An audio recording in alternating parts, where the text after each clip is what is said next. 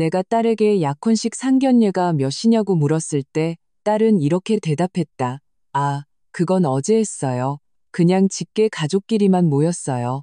일주일 후 딸은 다급한 목소리로 전화를 걸어왔다. 신용카드가 정지되었다는 것이었다. 엄마, 카드값 내는 거 잊으셨어요? 나는 그저 이렇게 대답할 뿐이었다. 엄마가 경고하지 않았니? 시작하기 전에 좋아요와 구독 버튼 누르는 것 잊지 마세요. 제 이야기가 어디까지 가는지 알 수 있도록 어느 도시에서 시청하고 계신지 댓글로 남겨주시면 감사하겠습니다. 신용카드 명세서는 식탁 위에 아직 아물지 않은 상처처럼 놓여 있었다. 오른쪽 하단에 찍힌 숫자는 차가운 부엌 형광등 불빛을 반사하는 듯했다. 500만 원. 공립중학교 교장으로 정년 퇴임한 나 같은 사람에겐 너무나 큰 금액이었다. 나는 거래 내역을 하나하나 훑어보았다. 청담동 그레이스 웨딩홀 예식장 장식비 950만 원, 그랜드 채플 연회장 대관료 500만 원, 명품 출장 뷔페 케이터링 비용일 800만 원. 모든 결제는 내 외동딸 이세라의 이름으로 이루어져 있었다. 3년 전 내가 비상시에만 쓰라고 줬던 가족카드였다. 비상시. 세라의 사전에서 비상시란 아이스크림 코너와 화려한 천막까지 갖춘 완벽한 뷔페 메뉴를 주문하여 꿈에 그리던 결혼식을 올리는 것을 의미하는 모양이었다. 나는 배신감으로 가득한 점자를 읽듯 손끝으로 명세서의 글자들을 더듬었다. 숫자 하나하나가 눈에 보이는 것보다 더 깊이 파고드는 작은 상처였다. 머릿속에서 빠른 계산이 돌아갔다. 내 월 연금은 300만 원 남짓, 전기세, 수도세, 아파트 관리비와 한 달 식료품비를 내고 나면 기껏해야 50만 원 정도가 남는다. 그 돈으로는 세라의 결혼식 빚을 갚는데 수십 년이 걸릴 터였다. 바닥을 드러내는 적금을 깨더라도 턱없이 부족했다. 눈시울이 뜨거워졌지만 눈물이 흐르는 것은 거부했다. 62세라는 나이는 이런 함정을 피할 수 있는 지혜를 주었어야 했다. 자식들의 사랑에는 종종 청구서가 붙어온다는 것을 진작에 깨달았어야 했다. 나는 해가 갈수록 점점 더 넓게 느껴지는 집안을 둘러보았다. 시원해서가 아니라 텅 비었기 때문이었다. 남편 이영수는 4년 전 폐암으로 세상을 떠났다. 그가 아끼던 흔들의자는 마치 주인이 돌아오기를 기다리는 것처럼 여전히 거실 창가 구석을 지키고 있었다. 나는 한 번도 그 의자를 옮기지 않았다. 추억과 헤어지기 싫은 마음 반, 익숙한 것을 지키는 것이 누군가에게 내가 여전히 의미 있는 존재였던 시절에 나를 머물게 해줄 것이라는 믿음 반 때문이었다. 식탁 위에서 휴대폰이 진동하며 내 상념을 깨뜨렸다. 화면이 켜지고 세라에게서 온 메시지가 보였다. 엄마, 이따 퇴근길에 장 좀 봐줄 수 있어요? 업체랑 미팅 때문에 좀 늦을 것 같아요. 늘 먹던 걸로요. 고마워요. 늘 먹던 것. 그 말이 작은 가시처럼 밝혔다. 내가 알지도 못하는 사이에 내 계좌에서 500만 원이 사라진 것이 마치 늘 있던 일인 것처럼, 마치 내가 월급도 못 받는 가정부인 것처럼. 나는 휴대폰을 뒤집어 놓고 다시 명세서를 쳐다보았다. 내 인생에서 자식들의 요구에 그래라고 몇 번이나 말했는지 세어보려 했다. 그러지 않는 것이 훨씬 현명했을 때조차도 현관문이 쾅 닫히고 복도 나무바닥에서 쿵쿵거리는 발소리가 들렸다. 보지 않아도 알 수 있었다. 6개월 전 이혼하고 다시 나와 살게 된 내 아들 이준호였다. 다시 자립할 수 있을 때까지만 잠시 있겠다고 했다.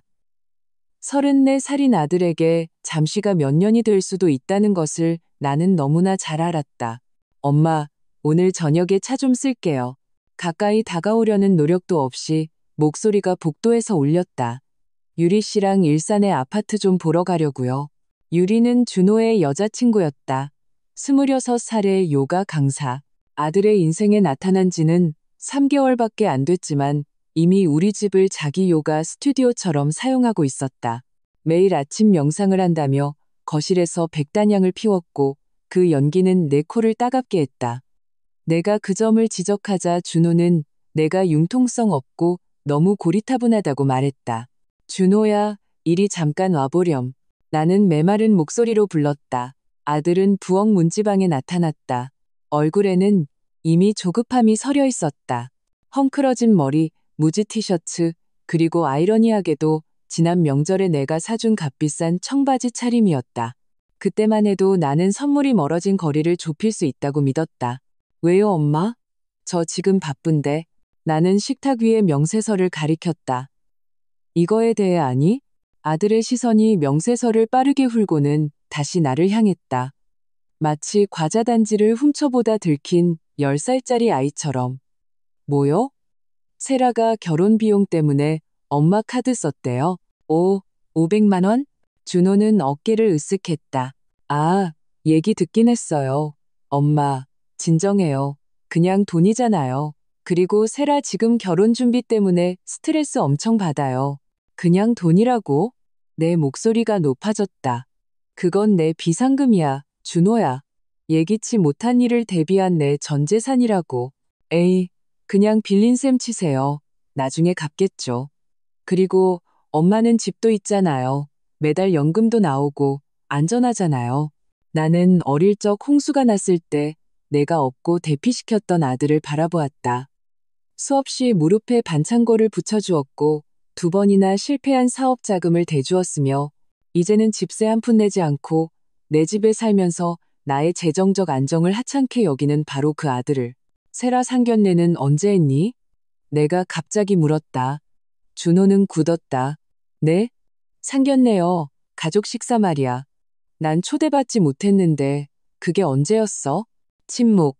아, 그건 아마 지났을 거예요. 엄마. 그냥 조촐하게 했어요. 세라가 좀 오붓한 걸 좋아하잖아요. 그 거짓말이 공기 중에 무겁게 떠다녔다. 수년간 이어진 미묘한 거절의 무게를 더하는 것 같았다. 인스타그램을 통해 알게 된 손주의 생일. 엄마는 사진 찍는 거 안 좋아하시잖아. 라는 핑계로 내가 빠진 가족 사진. 알겠다. 나는 나지막이 말했다. 그럼 결혼식에는 초대받는 거니? 당연히 초대하죠. 엄마, 오버하지 마세요. 오버라니. 친딸의 결혼식에 참석하고 싶어 하는 것이 마치 과한 욕심인 것처럼 차키는 현관에 걸려 있다. 나는 마침내 말했다. 자정전에는 돌려놓으렴. 준호는 열쇠를 쥐고는 잠시 돌아보았다. 나는 그가 미안하다고 말해주길 잠시 바랐지만 나온 말은 딴판이었다. 아, 맞다. 오늘 유리 씨 자고 갈 거예요. 최대한 조용히 할게요. 문이 다시 한번 쾅 닫혔다. 나는 명세서와 함께 홀로 남았다. 그리고 내가 내 집에서 점점 이방인이 되어가고 있다는 쓰라린 자각과 함께 나는 남편의 의자로 걸어가 앉았다. 창밖으로는 길 건너 최 여사님이 화초에 물을 주는 모습이 보였다. 그녀의 아이들은 차고에서 자전거를 타고 놀고 있었다. 다른 가족들은 평범한 오후를 보내는 듯했다. 휴대폰이 다시 진동했다. 세라였다. 엄마, 다음 달 케이터링 잔금 좀 미리 내주세요. 500만 원밖에 안 돼요. 아버지 보험금 남은 거 있잖아요. 고마워요, 엄마. 사랑해요. 나의 노후 보장 자금이었던 남편의 보험금은 남편의 병원비와 준호의 사업 자금, 그리고 이제 세라의 결혼식 비용으로 상당 부분 잠식된 상태였다. 나는 그 메시지를 오랫동안 쳐다보았다. 글자들이 흐릿해질 때까지, 그리고 엄마가 된 지 34년 만에 처음으로 나는 딸의 메시지에 답장하지 않고 삭제했다. 하지만 침묵만으로는 충분하지 않다는 것을 알았다. 그날 밤 남편의 고요한 의자에 앉아 나는 계획을 세우기 시작했다. 만약 아이들이 나를 내가 줄 수 있는 것으로만 평가한다면 이제는 그것을 잃는다는 것이 어떤 의미인지 배울 때가 된 것 같았다. 그날 아침 햇살이 커튼 틈으로 스며들었다. 평소와는 다른 느낌이었다. 더 날카롭고 더 단호하게. 나는 가슴을 짓누르던 무거운 짐 없이 잠에서 깼다. 마치 수년간 녹슬었던 내 안의 톱니바퀴가 마침내 다시 움직이기 시작한 것 같았다. 벽시계는 7시를 가리키고 있었다. 나는 미룰 핑계를 찾기도 전에 이미 단정하게 옷을 차려입었다. 오늘은 평범한 날이 아니었다. 오늘은 내가 불가능하다고 생각했던 일을 시작하는 첫날이었다. 내 삶의 통제권을 되찾는 날. 첫 번째 단계, 신용카드. 나는 식탁 의자에 앉아 휴대폰을 켜고 카드사 고객센터 번호를 눌렀다. 젊고 상냥한 여성의 목소리가 나를 맞았다. 좋은 아침입니다. 무엇을 도와드릴까요? 카드 무단 사용 신고를 하려고 합니다. 목소리에 떨림 없이 내가 말했다. 제 딸이 제 허락 없이 카드를 사용했고 총액은 500만 원입니다. 상담원은 잠시 침묵하더니 동정적인 목소리로 답했다. 네, 고객님, 즉시 카드 정지 및 조사 절차를 진행해 드릴 수 있습니다. 네, 지금 바로 처리해 주세요. 내가 답했다. 전화기를 귀에 댄 채 나는 거래 내역, 날짜, 금액을 하나하나 읊었다. 마음이 이상했다. 안도감과 아픔이 뒤섞인 기분. 그녀가 조사 후 다시 연락드리겠습니다. 하지만 만약 사실로 밝혀질 경우 법적 문제로 이어질 가능성도 있습니다. 라고 말했을 때 나는 알겠습니다. 라고 대답했다. 그리고 나는 정말로 모든 것을 이해하고 있었다. 두 번째 단계. 은행. 나는 내 주거래 은행 지점에 전화를 걸어 아들 준호의 이름을 내 계좌의 체크카드 추가 발급자 명단에서 삭제해달라고 요청했다. 즉시 처리해주세요. 단 10분 만에 수년간의 문제가 공식적으로 단절되었다. 계산대에서 아들의 카드가 거절당했을 때의 표정을 상상할 수 있었다. 세 번째 단계, 변호사. 나는 예전에 남편의 유산 상속을 도와주었던 윤지혜 변호사에게 연락했다. 윤 변호사님, 유언장 수정을 좀 해야 할 것 같고 허락 없는 신용카드 사용 문제도 있습니다. 그녀의 목소리는 놀라움과 걱정이 섞여 있었다. 오늘 오후에라도 오세요. 박선희 여사님. 다 이야기해보죠. 오전 9시 나는 이미 차에 앉아 있었다. 퇴직 전 교장으로 근무했던 중학교 앞에 잠시 멈췄다. 교문은 여전히 붐볐다. 아이들은 도시락 가방을 들고 뛰어다녔고 선생님들은 인사를 건넸다. 그 기억이 가슴을 찔렀다. 매일 누군가가 나의 존재를 존중해주던 시절. 휴대폰이 다시 울렸다. 세라였다. 화면에 그 이름이 반복해서 떴다. 나는 음성 사서함으로 넘어갈 때까지 내버려 두었다. 네 번째 전화가 울렸을 때 나는 받았다. 엄마, 다행이다. 전화 받으셨네요. 신용카드가 왜 그래요? 방금 웨딩 장식업체에서 전화 왔는데 꽃 장식 잔금 결제가 거절됐대요. 카드는 정지시켰다. 나는 담담하게 대답했다. 네? 왜요? 결혼식이 이제 6주밖에 안 남았는데. 웨딩홀 잔금도 이번 주 금요일까지 내야 한단 말이에요. 일정은 알고 있단다. 세라야. 잠시 정적이 흘렀다. 그러다 딸의 목소리가 애교 섞인 톤으로 바뀌었다. 10대 시절부터 내가 너무나 잘하는 그 말투였다. 엄마, 제발요. 무슨 문제든 은행에 전화해서 괜찮다고 한마디만 해주시면 되잖아요. 다 제 결혼식을 위한 거잖아요. 이건 내 의무가 아니란다. 세라야, 내가 말했다. 나는 네가 수천만 원을 써가며 파티를 여는 것을 허락한 적이 없다. 그 카드는 비상시에 쓰라고 네가 직접 말했잖니. 업체 대금을 못 내면 전부 다 날리게 돼요. 그게 비상시죠. 너의 비상시가 나의 비상시는 아니야. 내가 대답했다. 결혼은 선택이야. 그리고 정말 비상 상황이었다면 500만 원은 먼저 상의했어야지. 긴 침묵. 그러다 딸이 나지막이 말했다. 엄마 정말 너무해요. 하나뿐인 딸 결혼식이잖아요. 제가 행복하길 바라지 않으세요? 수십 년간 내 발을 묶어 계속 베풀게 만들었던 바로 그 질문. 이번에는 통하지 않았다. 나는 네가 네 행복을 스스로 책임지는 법을 배우길 바란다. 나는 딸이 울먹이기 전에 전화를 끊었다. 휴대폰이 즉시 다시 울렸지만 나는 전원을 꺼버렸다.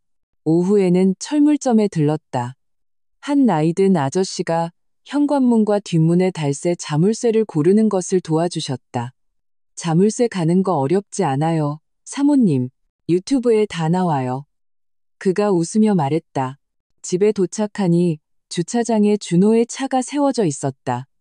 안에서는 톡 쏘는 향 냄새가 났다. 유리 씨는 부엌에서 주스를 갈고 있었고 준호는 식탁에 앉아 휴대폰에 열중하고 있었다. 엄마, 제 체크카드가 안 돼요. 준호가 고개도 돌리지 않고 말했다. 세라도 업체들 전화 때문에 난리 났어요. 엄마 때문이라던데요. 맞아. 내가 대답했다. 내 계좌에 대한 내 접근 권한은 모두 차단했다. 세라 일도 알고 있어. 유리 씨가 주스를 젓던 것을 멈췄다. 그녀의 머리카락이 햇빛에 반짝였다. 어머, 선희 어머님, 저희 정말 놀랐어요. 준호 씨는 어머님이 갑자기 왜 이러시는지 혹시 어디 편찮으신 건 아닌가 하고 이 집 전기세 한 푼 안 내는 여자가 할 말은 아니었다. 유리 씨, 나는 낮지만 단호하게 말했다. 짐 좀 챙겨줄래요? 더 이상 여기서 지낼 수 없어요. 그녀는 작게 웃었다. 네? 진심이세요? 왜요? 여긴 내 집이고 당신은 우리 가족이 아니니까. 준호가 벌떡 일어섰다. 얼굴이 붉어졌다. 엄마, 너무 심하잖아요. 유리 씨는 제 여자친구예요. 여기 있을 권리가 있다고요. 더는 없어. 그 신용카드 때문에라도. 에이, 엄마, 세라가 갚을 거예요. 항상 그랬잖아요. 걔가 마지막으로 갚은 게 언제였니? 대학 등록금 대출? 첫 자취방 보증금? 대학원 학비? 전부 나중에 갚는다고 했지. 그게 부모의 의무잖아요. 엄마, 그건 예전에 내 의무였지. 이제는 아니야. 유리 씨는 고개를 숙였다. 저 차에 먼저 가 있을게요. 그녀는 요가 매트와 가방을 들었다. 준호가 문을 가리켰다. 유리 씨가 가면 저도 갈 거예요. 예전 같았으면 그 협박에 고개를 숙였을 것이다. 이번에는 그저 이렇게 말했다. 내 선택이야. 하지만 이 문을 나가면 네가 원할 때 아무 때나 돌아올 순 없을 거다. 진심 아니시죠? 아주 진심이란다. 준호야. 그의 얼굴에서 무언가 변했다. 늘 그가 지니고 다니던 자신감이 무너져 내렸다. 엄마, 우리 좋게 이야기해요. 그럴 필요 없어. 넌 선택을 해야 하고 그럴 시간은 바로 지금이야. 유리 씨는 이미 차에서 기다리고 있었다. 시동이 걸렸다. 준호는 나를 오랫동안 쳐다보더니 식탁 위 유리잔이 흔들릴 정도로 세게 문을 쾅 닫고 나가버렸다. 나는 식어버린 커피를 한 모금 마셨다. 내 집에 남은 정적은 이번에는 상실감이 아니라 하나의 선언처럼 느껴졌다. 그리고 나는 다음 단계가 해가 지기 전에 새 자물쇠를 다는 것이라는 걸 알았다. 오후 3시가 되기 전 새 자물쇠가 현관문과 뒷문에 모두 설치되었다. 나는 열쇠를 2번 돌려 잠갔다. 단호하고 확실한 찰칵 소리가 들렸다. 그 소리는 결코 끝나지 않을 것 같던 긴 문장에 마침표를 찍는 것 같았다. 오래된 장을 닫는 소리, 열쇠 하나는 주머니에 넣고 다른 하나는 침실 보석함 속 남편의 결혼반지 바로 옆에 두었다. 그날 오후 나는 윤지혜 변호사의 사무실로 향했다. 시내 중심가에 있는 그녀의 사무실은 오래된 주택을 개조한 공간으로 서류 처리 가득한 책장과 오래된 종이 그리고 커피향이 섞인 냄새가 났다. 윤 변호사는 몇 년 전 남편의 유산을 처리할 때와 같은 미소로 나를 문 앞에서 맞았다. 선희 여사님, 어서 오세요. 어떻게 지내셨어요? 그녀가 물으며 반짝이는 책상 앞 의자에 앉기를 권했다. 나는 깊은 숨을 내쉬었다. 솔직히 말하면 엉망이에요. 하지만 그래서 여기 온 거고요. 나는 모든 것을 털어놓기 시작했다. 신용카드 청구서, 가족카드를 악용한 세라, 내 계좌를 제멋대로 쓴 준호, 가족 행사에서의 소외감, 말들은 마치 댐에 너무 오래 갇혀있던 물처럼 쏟아져 나왔다. 윤 변호사는 고개를 숙여 메모를 하며 간간히 고개를 끄덕였. 언제부터 이런 일이 있었나요? 몇 년 됐어요. 하지만 남편이 죽고 나서 더 심해졌죠. 아이들이 나를 엄마라기보다는 자금원으로 보는 것 같아요. 신용카드 건은 법적으로 보면 사기나. 그녀는 내 눈을 똑바로 쳐다보았다. 노인에 대한 경제적 학대로 볼 수 있습니다. 제 자식을 감옥에 보내고 싶진 않아요. 나는 재빨리 말을 잘랐다. 그저 아이들이 행동에는 결과가 따른다는 걸 알았으면 하는 거예요. 좋습니다. 그럼 유 원장부터 시작하죠. 현재는 어떻게 되어 있나요? 집과 자산을 반으로 나눠서 절반은 세라에게, 절반은 준호에게. 남은 연금과 보험금도 똑같이 나누고요. 준호가 유언 집행인으로 되어 있어요. 윤 변호사가 눈썹을 치켜 올렸다. 바꾸시겠어요?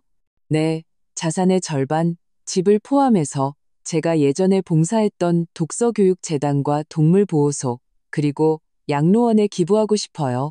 나머지는 아이들이 그동안 빌려간 돈을 모두 갚은 후에야 둘로 나누도록 하고요. 그리고 유언 집행위는 윤 변호사님이 맡아주셨으면 해요. 윤 변호사는 빠르게 받아 적었다. 알겠습니다. 공동 계좌 문제는 해결되셨고요. 네, 준호는 더 이상 접근할 수 없고 카드도 효력이 없어요. 잘하셨습니다. 하지만 이건 여쭤봐야겠네요. 아이들의 반응에 대비가 되셨나요? 가만히 있지 않을 텐데요. 마치 그녀의 말에 답하기라도 하듯 가방 속에서 휴대폰이 진동했다.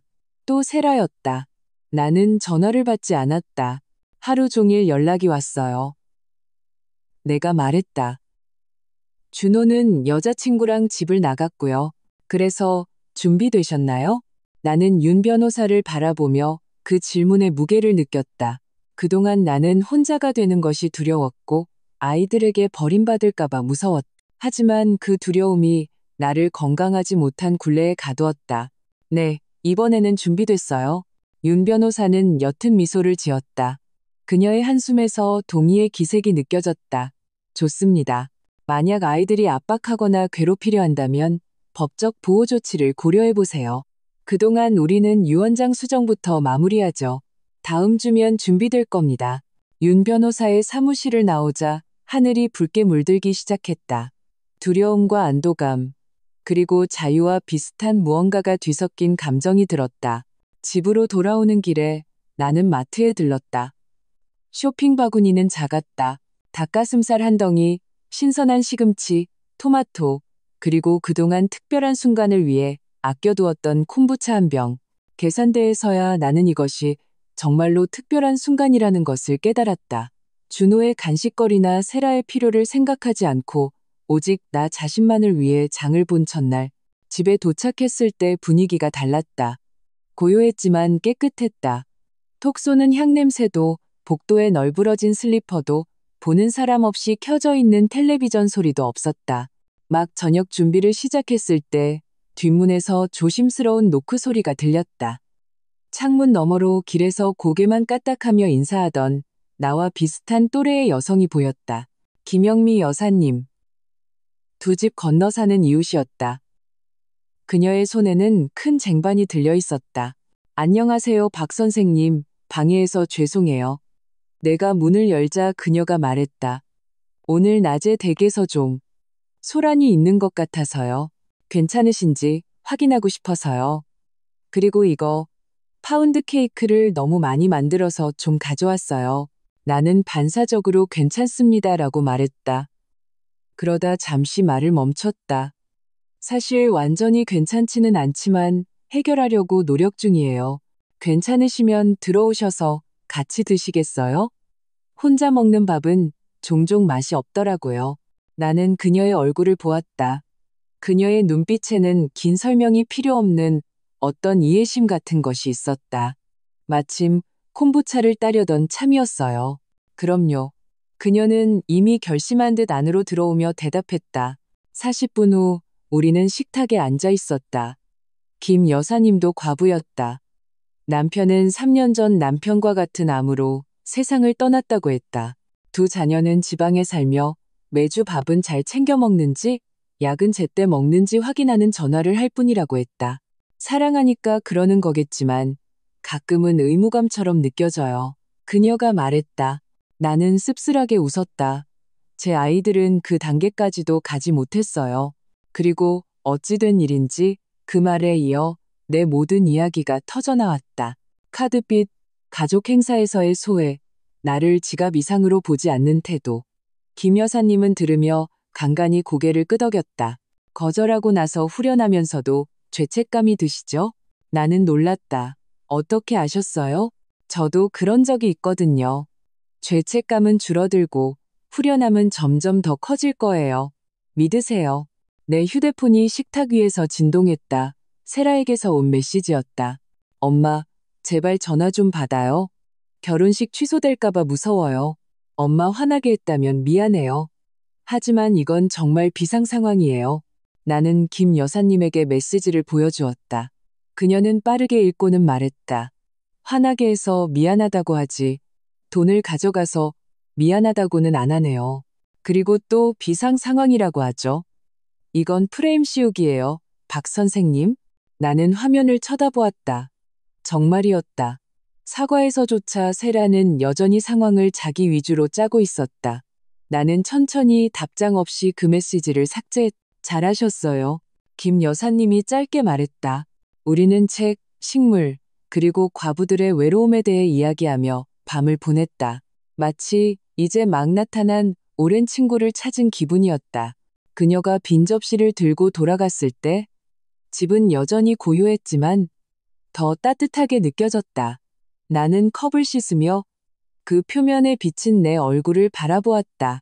아주 오랜만에 그 얼굴은 내가 지켜줄 수 있을 것 같은 누군가의 모습으로 보였다. 다음 날 아침 나는 커피를 내리기도 전에 휴대폰을 켰다. 알림이 돌멩이 비처럼 쏟아졌다. 세라의 부재중 전화 18통, 준호의 3통, 그리고 모르는 번호로 온 짧은 문자 1통. 심장이 천천히, 하지만 단단하게 뛰었다. 이것이 다음 파도의 일부라는 것을 알았다. 나를 물러서게 할 것이라고 그들이 믿는 압박. 오전 8시 30분경 집 앞에 차 한 대가 멈춰서는 소리가 났다. 창문 너머로 보니 세라가 테라스에 앉아 있었다. 어제와 같은 옷차림이었다. 머리는 헝클어져 있었고 눈 화장은 번져 있었다. 그녀는 무릎을 끌어안고 멍하니 길을 바라보고 있었다. 나는 일부러 서두르지 않았다. 물을 끓이고 토스트를 굽고 부엌에서 앞마당 정원을 바라보았다. 9시가 넘어서야 나는 밖으로 나가 문을 열었다. 안녕, 세라야. 많이 피곤해 보이는구나. 내가 인사했다. 그녀는 천천히 일어섰다. 엄마, 저 새벽 5시부터 여기 있었어요. 한숨도 못 잤고 밥도 못 먹었어요. 결혼식은 망했어요. 엄마가 왜 이렇게까지 하시는지 이해가 안 가요? 나는 너에게 아무것도 하고 있지 않단다, 세라야. 나는 돌아가신 남편이 몇 년 전에 만들어준 테라스 의자에 앉으며 대답했다. 나는 그저 너를 위해 모든 것을 해주는 걸 멈췄을 뿐이야. 그녀는 깊은 한숨을 내쉬고는 날아갈 준비를 하는 새처럼 내 옆 의자에 앉았다. 웨딩홀 계약은 취소됐어요. 어제 오후에 전화 왔어요. 2년간의 준비가 한순간에 사라졌어요. 나는 딸의 얼굴을 살폈다. 동정이 필요할 때면 언제든 어린아이의 얼굴로 변할 수 있는 그 얼굴. 민준 씨는 이 사실을 아니? 내가 물었다. 아직요. 설명할 준비가 안 됐어요. 그 사람은 모든 게 다 해결된 줄 알아요. 엄마, 제발 이번 한 번만요. 이것만 해결하게 도와주세요. 그 후에는 정말 약속할게요. 이번 한 번만 내가 말을 잘랐다. 그건 네가 10년 전부터 무언가를 부탁할 때마다 썼던 말이잖니. 이번이 진짜 마지막이라고 약속하면서 딸의 목소리는 애처로웠고 눈에는 눈물이 고였다. 제가 다 갚을게요. 하나만 묻자, 세라야. 너는 언제부터 내가 네 약혼 상견례에 초대할 만큼 가깝지 않다고 결정했니? 그녀는 움찔했다. 그건 그냥 직계 가족끼리만 모인 거였어요. 엄마, 민준 씨네 가족이랑 동생이요? 나는 네 엄마야. 그게 직계지. 세라는 입을 열었다가 다시 닫았다. 나쁜 뜻은 없었어요. 너는 언제부터 내 허락 없이 내 신용카드를 쓰는 게 당연하다고 결정했니? 그건 비상 상황이었잖아요. 결혼은 비상 상황이 아니야. 그건 선택이지. 그리고 먼저 상의도 없이 수천만 원을 쓰는 건 절도란다. 그녀는 고개를 돌렸다. 알았어요. 허락을 구했어야 했어요. 죄송해요. 하지만 이미 벌어진 일이잖아요. 엄마가 마음만 먹으면 바로잡을 수 있어요. 아니, 그 말은 우리 사이에 돌처럼 떨어졌다. 세라는 마치 내가 외국어로 말하는 것처럼 나를 쳐다보았다. 그게 무슨 뜻이에요, 엄마? 아니, 내 말은 나는 더 이상 성인의 결정에 대한 비용을 지불하지 않겠다는 뜻이야. 나는 더 이상 집이 딸린 현금 인출기가 되지 않겠어. 엄마는 제 엄마잖아요. 부모라면 당연히. 나는 31년 동안 엄마였단다. 세라야. 그리고 그동안 조건 없는 사랑을 보여줬지. 심지어 나 자신을 희생하면서까지. 하지만 그건 너에게 나를 인간이 아닌 자원으로 보도록 가르쳤을 뿐이야. 이제 그녀의 눈물은 더 이상 애교 섞인 눈물이 아니었다. 목소리 톤이 더 환한 투로 변했다. 결국 이게 다 돈 문제였군요. 제가 실패하는 걸 보고 싶으신 거죠? 제가 구청에서 혼인신고나 하길 바라세요? 제가 능력 없는 걸 모든 사람이 알게 되길 바라시는 거냐고요? 나는 네가 감당할 수 있는 비용으로 결혼하길 바란다. 주머니에서 휴대폰이 진동했다. 김 여사님의 메시지였다. 이야기 상대가 필요하면 집에 있어요. 따뜻한 커피 준비해 놓을게요. 단순한 메시지였지만 그것은 나를 조종의 흐름에서 붙잡아주는 닭과 같았다. 이제 그만 가줬으면 좋겠구나, 세라야. 내가 일어서며 말했다. 어른으로서 대화하고 싶을 때 다시 오렴. 그녀도 일어섰다. 얼굴이 붉어졌다. 어른이요? 자기 자식을 길바닥에 내버리는 어른 말인가요? 엄마는 그냥 외로운 늙은이가 괜히 문제 만드는 거예요. 언젠가 혼자 죽게 될 거고 그건 다 엄마 탓이에요. 그 말들이 뺨을 때리는 듯했지만 내 손은 여전히 문고리를 잡고 있었다. 잘 가거라, 세라야. 그녀가 나를 붙잡으려 했다. 엄마, 잠깐만요. 하지만 나는 이미 문을 닫고 잠가버렸다. 밖에서 들려오는 노크와 부름은 몇 분간 이어졌다. 때로는 흐느낌이, 때로는 욕설이 섞여 있었다. 마침내 자동차 시동 소리가 들렸다. 나는 창문으로 엿보았다.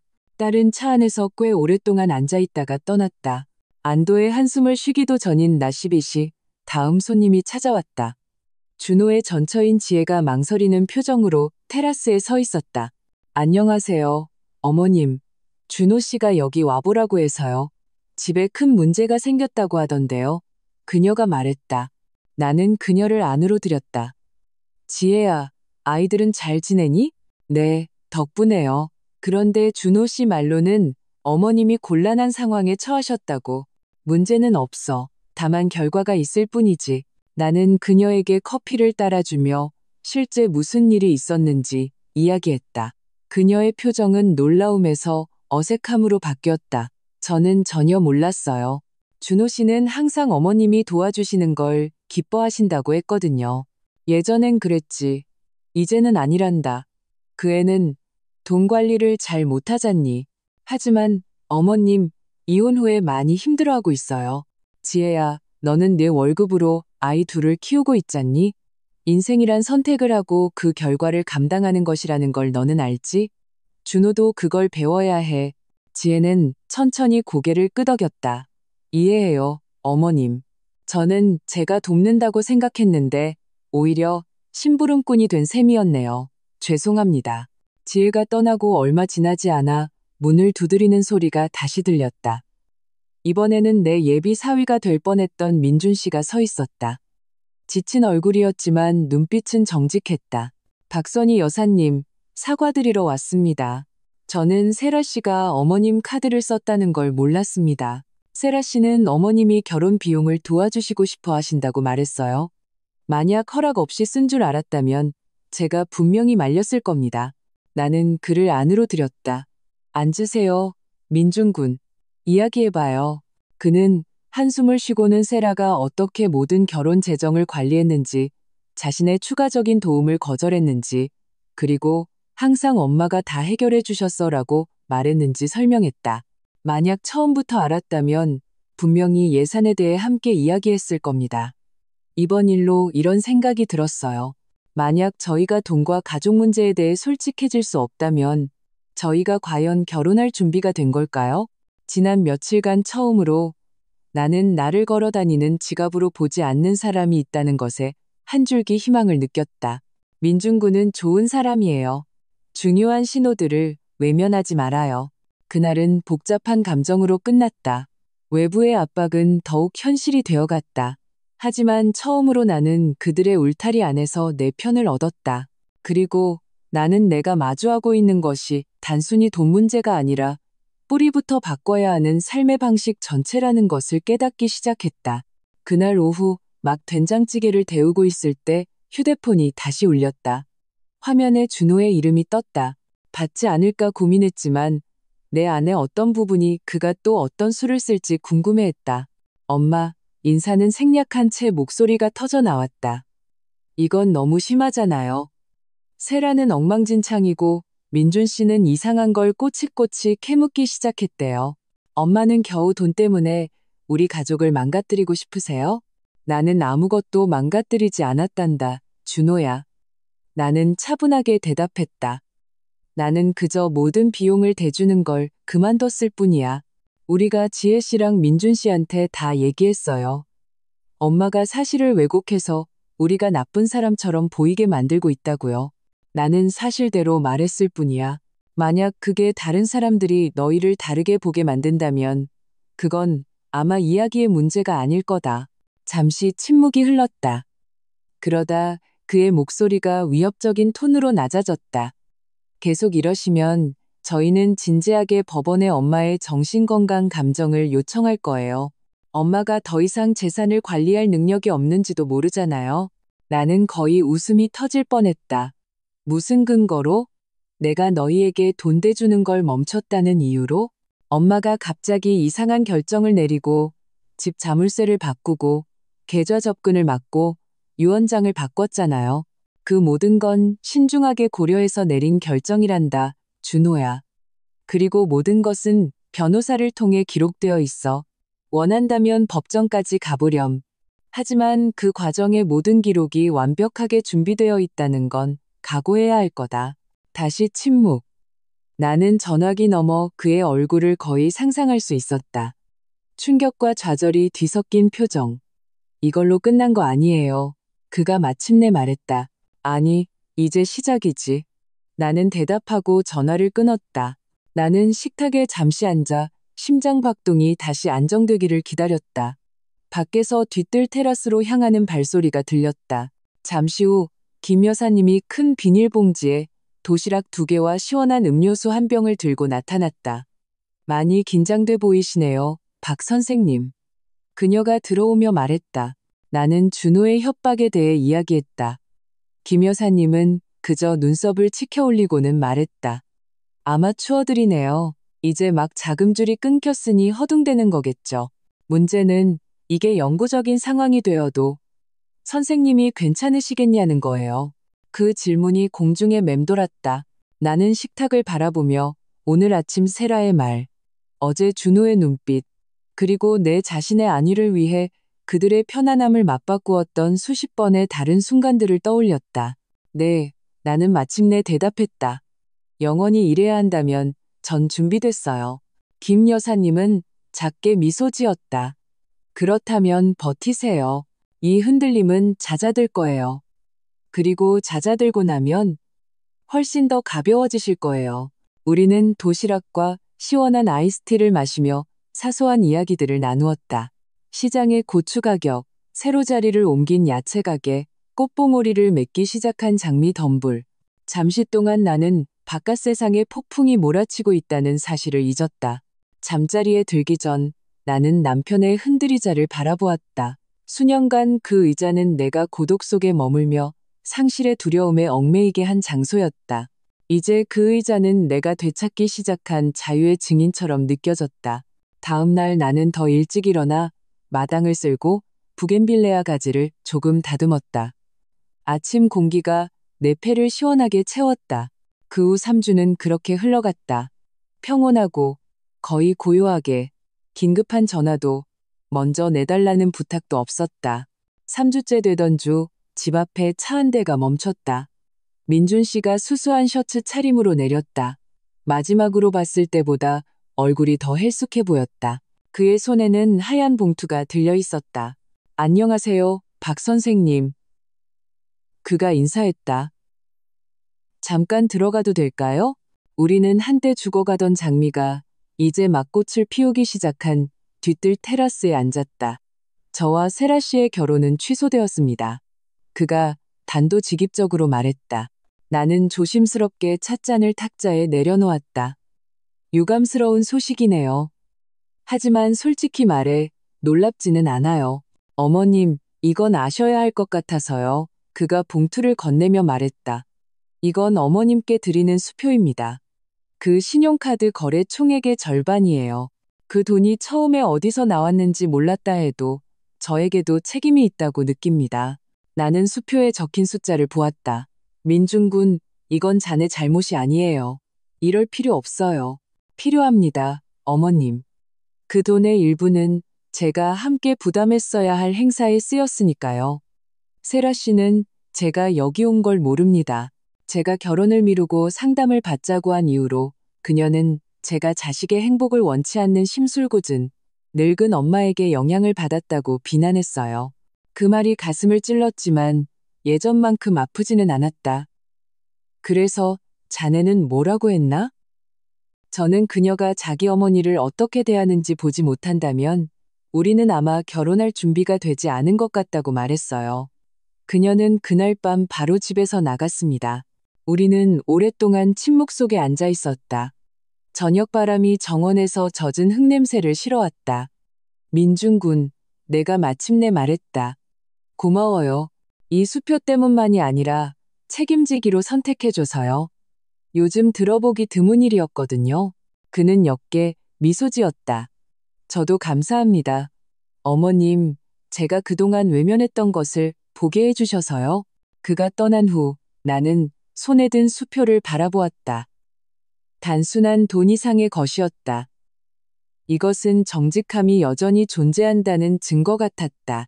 비록 내 자식에게서 온 것은 아닐지라도, 그리고 왠지 모르게 나는 폭풍이 아직 끝나지 않았음을 알았다. 분명히 찾아올 방문이 하나 더 남아 있었다. 문제는 그게 언제냐는 것이었다.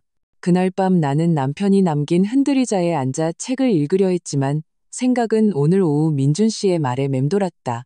누군가 책임을 져주었다는 안도감도 있었지만 세라가 가만히 있지 않을 것이라는 경계심도 들었다. 그 예상은 맞았다.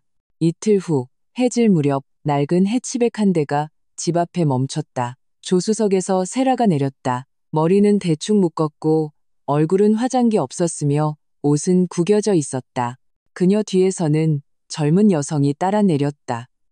머리 스타일과 낡은 배낭을 보니 분명 룸메이트인 미나일 것이다. 엄마, 세라가 테라스 계단 아래에서 말했다. 목소리 톤은 팽팽했다. 우리 얘기 좀 해야 해요. 어서 오렴 세라야. 그리고 나는 미나를 보며 말했다. 아, 이쪽은 미나예요. 당분간 미나네 아파트에 신세 지고 있어요. 세라가 재빨리 말하고는 친구를 돌아보았다. 넌 여기서 기다려. 미나는 불안해 보였다. 아니, 난 그냥 차에 있을게. 그녀는 뒷걸음질 쳤다.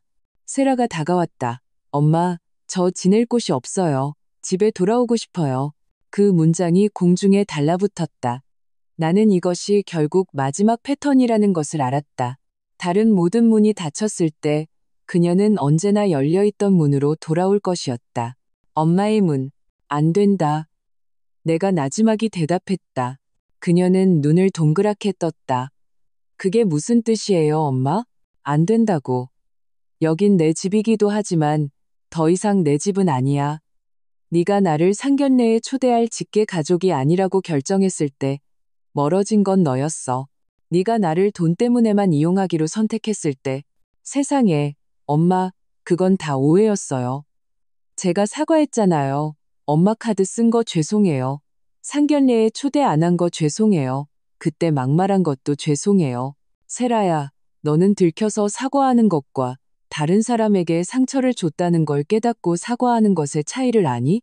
그녀는 미간을 찌푸렸다. 무슨 말인지 모르겠어요. 그게 문제란다. 내가 말했다. 내 사과는 진심에서 우러나온 고백이 아니라 다시 돌아오기 위한 조건처럼 들려. 그래서 내가 엄마가 원하는 방식으로 말하지 않으면 집에 못 들어온다는 거예요? 엄마 정말 너무하네요. 제가 길바닥에서 자길 바라세요? 너는 직업도 있고 석사학위도 있어. 고시원을 구하거나 월세를 얻거나 친구 집에서 잠시 지낼 수도 있지. 너는 노숙자가 아니야. 세라야, 너는 그저 쉬운 선택을 좋아할 뿐이지. 그녀의 눈에서 눈물이 흘렀지만 눈빛은 단호했다. 그럼 이제 우리 관계는 끝난 거네요. 우리는 관계를 가질 수 있어. 하지만 그건 재정적 의존이 아니라 상호 존중에 기반한 다른 관계가 될 거야. 제가 그렇게 못하면요? 그게 대답이겠지.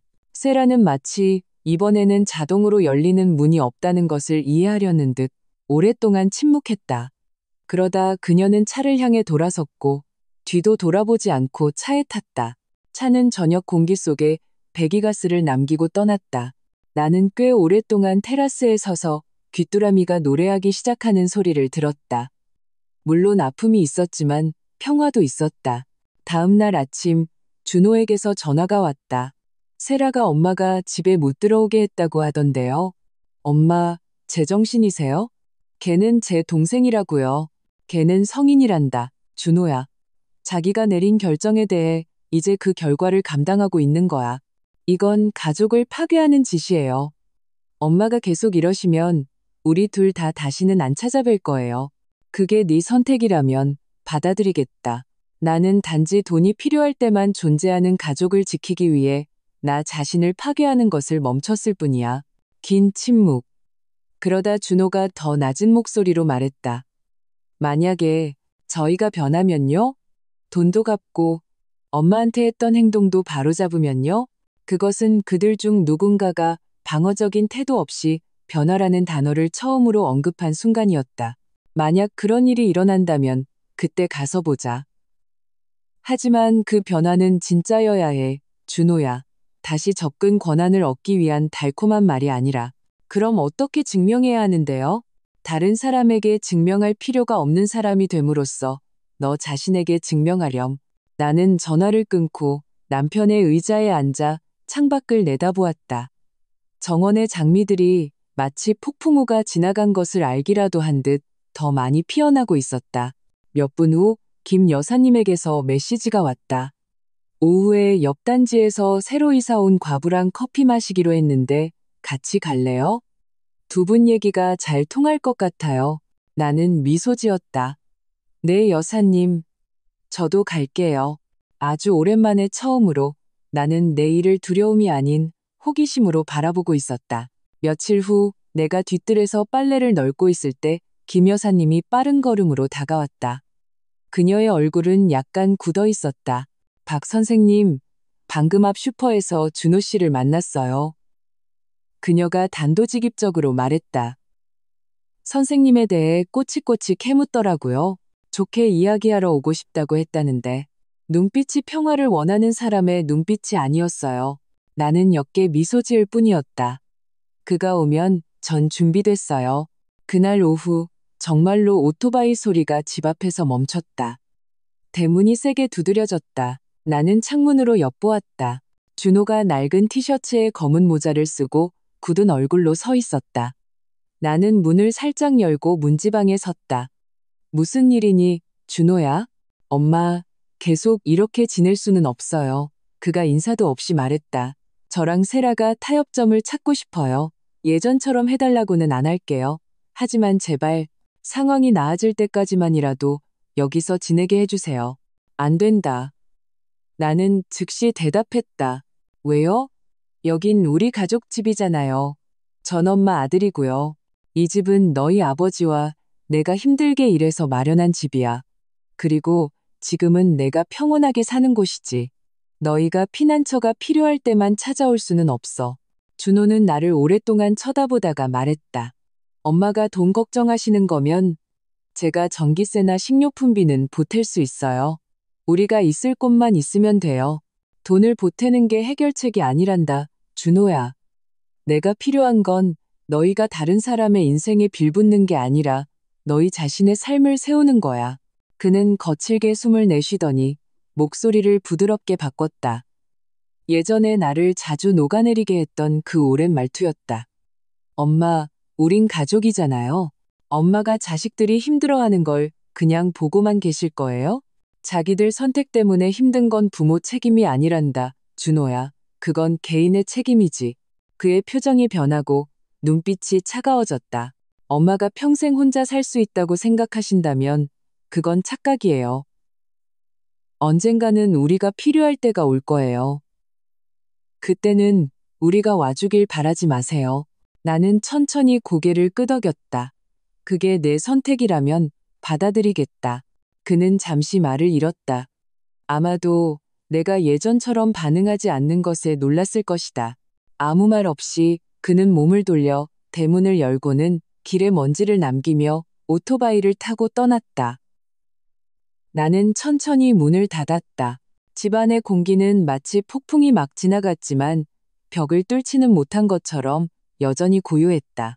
그날 밤 나는 거실에 앉아 목도리를 뜨개질하고 있었다. 김 여사님이 찹쌀 볶음이 한 상자를 들고 왔다.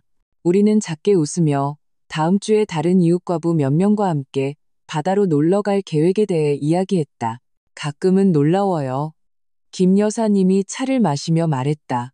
수년간 잘못된 소란 속에서 살다가 얼마나 빨리 평온함에 익숙해지는지요.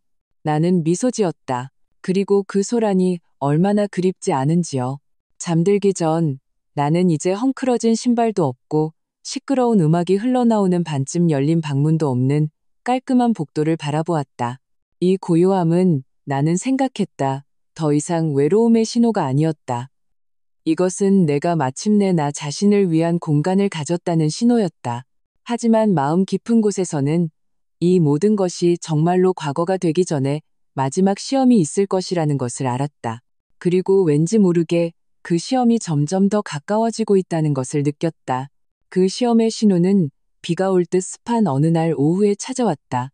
내가 시장에서 신선한 채소와 고등어를 사들고 막 돌아왔을 때 검은색 세단 한 대가 집 앞에 멈춰서는 것을 보았다. 안에서 세라가 내렸다. 머리는 단정하게 빗었고 파스텔 톤의 블라우스와 치마, 낮은 굽의 구두를 신고 있었다. 그녀가 엄마라고 자랑스럽게 부르던 시절을 떠올리게 하는 모습이었다. 하지만 놀라운 것은 세라가 아니었다. 차 반대편에서 단정한 정장 차림의 나이든 남성이 따라 내렸다. 나는 즉시 그를 알아보았다. 돌아가신 남편 이영수의 유산 서류 일부를 처리해 주었던 안 변호사였다. 세라가 나를 향해 빠르게 다가왔다. 엄마, 얘기 좀 해야겠어요. 모든 걸 명확히 하려고 안 변호사님도 모시고 왔어요. 나는 움직이지 않고 그녀를 쳐다보았다. 무엇에 대해 명확히 한다는 거니? 안 변호사는 정중하게 미소 지었다. 박선희 여사님, 세라 씨로부터 여사님께서 최근에 변경하셨다는 유언장의 법적 효력에 대해 설명해달라는 요청을 받았습니다. 나는 고개를 끄덕였다. 네, 그 변경은 이미 법적으로 유효합니다. 변호사님, 윤지의 변호사님이 처리해 주셨어요. 엄마, 세라가 말을 잘랐다. 목소리가 높아졌다. 왜 저랑 준호 오빠한테 말도 없이 유언장을 바꾸셨어요? 집 절반을 재단에 기부하고 보험금은 양로원에 줘요? 그건 가족 재산이잖아요. 그건 내 재산이란다, 세라야. 나는 차분하게 대답했다. 어디로 갈지는 내가 결정할 권리가 있어. 그녀는 거칠게 숨을 몰아쉬고는 마치 지지를 구하듯 안 변호사를 쳐다보았다. 변호사님, 이게 불공평하다고 엄마한테 설명 좀 해주세요. 안 변호사는 헛기침을 했다. 법적으로 박선희 여사님께서 건강하시고 의사결정 능력이 있으신 한 원하시는 대로 유언장을 변경할 권리가 있으십니다. 돌아가시기 전에 상속인에게 자산을 분배해야 할 의무는 없습니다. 도의적인 책임만 있을 뿐인데 그것 또한 주관적인 문제입니다. 세라는 나를 쳐다보았다. 눈이 번뜩였다. 도의요? 엄마 도의적으로요?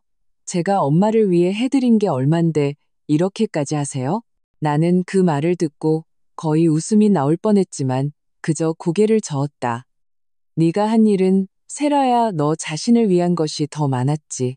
나는 그저 청구서를 지불했을 뿐이야. 그래서 아무것도 안 주시겠다는 거예요? 엄마 아플 때 제가 집안이라고 엄마 옆에 있어 드린 건 다 잊으셨어요? 네가 무언가 필요할 때만. 내가 나지막이 말을 잘랐다. 그걸 옆에 있어 준다고 표현하는구나. 그녀는 얼굴을 돌렸다. 턱이 굳어졌다. 그렇게 나오신다면 나중에 엄마가 저를 필요로 할 때 찾아올 거라고 기대하지 마세요. 나는 한숨을 쉬었다. 세라야, 어쩌면 그게 최선일지도 모르겠다. 나는 우리 관계가 돈 때문에만 유지되는 것을 원치 않아. 비가 내리기 시작했다. 빗방울이 테라스에 튀었다. 안 변호사는 존경과 약간의 감탄이 섞인 눈으로 나를 쳐다보았다. 그럼 저는 이만 가보겠습니다, 여사님. 법적으로 더 이야기할 것은 없는 것 같습니다. 세라는 그 자리에 뻣뻣하게 서 있다가 아무 말 없이 차로 걸어갔다. 유리창 너머로 그녀가 눈을 닦는 것을 볼 수 있었다. 그녀의 차가 모퉁이로 사라졌을 때 나는 테라스에 서서 비가 어깨를 적시도록 내버려 두었다. 물론 상실감이 있었지만 깊은 안도감도 있었다. 내 인생에서 처음으로 나는 버림받을지 모른다는 두려움보다 원칙을 선택했다. 그날 오후 김 여사님이 따뜻한 부침개를 들고 왔다. 우리는 식탁에 앉아 조용히 씹었다. 그러다 그녀가 말했다. 아까 창문으로 봤어요. 정말 강하시네요, 박 선생님. 나는 희미하게 미소 지었다. 강한 게 아니에요. 그냥 두려움 속에서 사는 게 지쳤을 뿐이에요. 그리고 빗소리 속에서 나는 마지막 시험이 시작되었다는 것을 알았다. 하지만 나는 또한 그것을 끝낼 준비가 되어 있다는 것도 알았다. 세라가 찾아왔던 날 내린 폭우는 밤새 이어졌다. 다음 날 아침 공기는 맑았고 내 집은 평소처럼 고요했다. 나는 하늘의 폭풍도 내 인생의 폭풍도 정말로 지나갔다고 생각했다. 하지만 오전 10시경 대문이 다시 두드려졌다. 이번에는 준호가 서 있었다. 헬멧도 억지, 미소도 없었다. 얼굴은 지쳐 있었고 눈은 부어 있었다. 마지막으로 이야기하고 싶어요, 엄마. 그가 나지막이 말했다. 나는 문을 열고 그를 테라스에 앉게 했다. 세라가 엄청 화났어요. 그가 말을 이었다. 엄마가 자식보다 모르는 사람한테 기부하는 걸 선택했다고 하더라고요. 절대 엄마를 용서하지 않을 거래요. 그리고 저는 어느 편에 서야 할지 모르겠어요. 나는 그를 오랫동안 바라보았다. 너는 편을 고를 필요가 없단다, 준호야. 너는 그저 내 자신의 삶을 선택하면 돼. 그는 고개를 끄덕이며 숙였다. 제가 그동안 그냥 빌부터 살았다는 걸 깨달았어요. 엄마 집뿐만 아니라 엄마 인생에요. 항상 제가 만든 구멍들을 엄마가 메워주길 바랐죠. 엄마가 그걸 멈추시니 저는 그 구멍을 어떻게 메워야 할지 몰라서 화가 났던 거예요. 그 말들이 내 가슴을 먹먹하게 했다. 아파서가 아니라 이상한 안도감 때문이었다. 그건 아무나 할 수 있는 깨달음이 아니란다, 준호야. 그는 깊은 숨을 들이쉬었다. 제가 언제 완전히 변할 수 있을지는 모르겠지만 노력해보고 싶어요. 혼자 살 집부터 구하고 제대로 된 일자리도 찾고 지난번 빚도 갚고요. 나는 고개를 끄덕였다. 그거 좋은 시작이구나. 나는 너희가 완벽하길 바라지 않아. 그저 책임지길 바랄 뿐이야. 준호는 일어서서 나를 잠시 바라보았다. 고맙습니다, 엄마. 그리고 죄송해요. 그가 떠난 후 나는 마르기 시작하는 길을 보며 테라스에 앉아 있었다. 이번에는 다른 종류의 고요함이 느껴졌다. 버려진 고요함이 아니라 숨 쉴 공간을 주는 고요함이었다. 그날 오후 김 여사님이 버스표 2장을 들고 왔다. 다음 주에 받아가는 거 확정됐어요. 저랑 선생님이랑 옆 단지 과부 2명이랑요. 펜션 빌려서 같이 밥 해 먹고 아침에 모래사장도 걷고요. 준비되셨죠? 나는 작게 웃었다. 네, 준비됐어요. 다음 주 버스가 도시를 떠날 때 나는 창가에 앉았다. 길은 콘크리트에서 푸른 논으로 바뀌었다. 그러다 바다 냄새가 나기 시작했다. 옆자리의 김 여사님은 우리에게 나누어 줄 감자칩 봉지를 뜯느라 바빴다. 나는 창밖을 바라보며 틈새로 들어오는 짭짤한 바람을 맞았다. 마음속으로 나는 내 인생이 더 이상 예전과 같지 않을 것임을 알았다. 어쩌면 세라는 오랫동안 전화하지 않을지도 모른다. 어쩌면 우리 관계는 계속 금이가 있을지도 모른다. 하지만 나는 또한 내가 더 이상 두려움에 의해 움직이는 삶을 선택하지 않았다는 것도 알았다. 그리고 김 여사님의 웃음소리와 멀리서 들려오기 시작하는 파도 소리 속에서 나는 무언가를 깨달았다. 나는 아직 끝나지 않았다. 하지만 나는 이제 자유로워졌다.